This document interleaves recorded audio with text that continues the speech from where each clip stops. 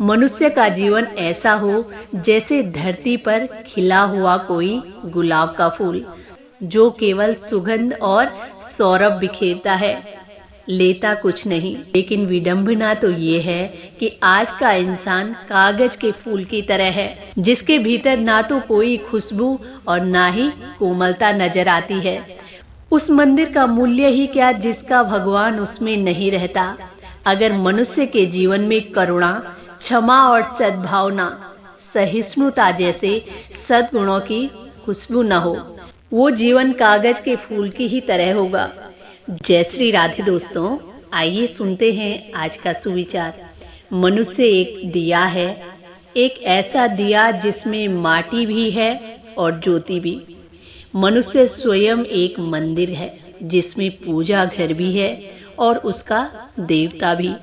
मनुष्य के लिए एक ओर संसार का मार्ग है और दूसरी ओर निर्वाण का। जिसे माटी के दिए में केवल माटी दिखाई देती है, उसे संसार में केवल माटी ही हाथ लगती है, और जिसे मंदिर की केवल सुंदरता ही दिखाई देती है, उसके हाथ केवल मंदिर ही लगता है। और जिसकी आंतरिक दृष्टि दिए की ज्योति पर केंद्रित हो जाती है, उसका जीवन ज्योतिर्मय हो जाता है।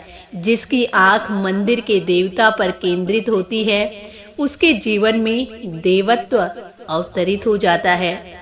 बस ग्रहण करने की सही दृष्टि चाहिए।